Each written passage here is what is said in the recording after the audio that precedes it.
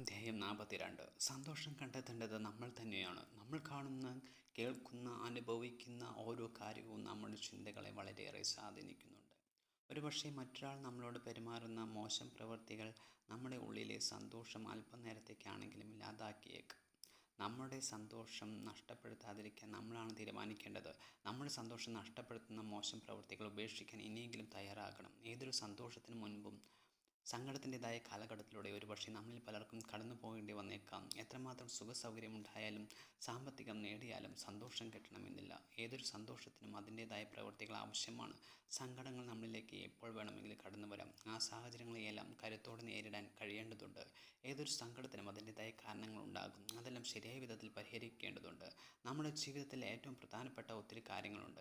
അവയ്ക്കെല്ലാം വേണ്ട വിധത്തിൽ പ്രാധാന്യം നൽകേണ്ടതുണ്ട്. ശാരീരികമായും മാനസികമായും കരുത്ത് നേടേണ്ടത് വളരെയേറെ ആവശ്യമാണ്. ഈ ലോകത്തിലുള്ള എല്ലാം തന്നെ ഒരിക്കൽ ഇല്ലാതെയാകും. അതിപ്പോൾ സന്തോഷമായാലും ദുഃഖമായാലും ഉള്ള കാലം ഉള്ളതുകൊണ്ട് തൃപ്തിപ്പെട്ട് സന്തോഷത്തോടെ ജീവിക്കാൻ കഴിയേണ്ടതുണ്ട്. നേട്ടങ്ങൾക്കായി പരിശ്രമിക്കേണ്ടതുണ്ട്.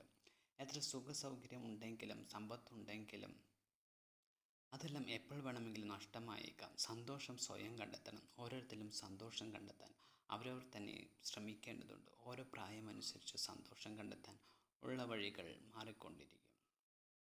ചെറുപ്രായത്തിൽ കളിപ്പാട്ടം കിട്ടിയാൽ സന്തോഷിക്കുന്ന കുട്ടി പ്രായമായി കഴിയുമ്പോൾ കളിപ്പാട്ടം കിട്ടിയാൽ സന്തോഷിക്കണമെന്നില്ല. അന്നേരം സന്തോഷത്തിന് വേണ്ടത് മറ്റു പലതുമാണ്. ഈ നിമിഷത്തിൽ ജീവിക്കുക, സന്തോഷം കണ്ടെത്തുക, സങ്കടങ്ങളെ ഒഴിവാക്കാൻ ആത്മാർത്ഥമായി പരിശ്രമിക്കുക.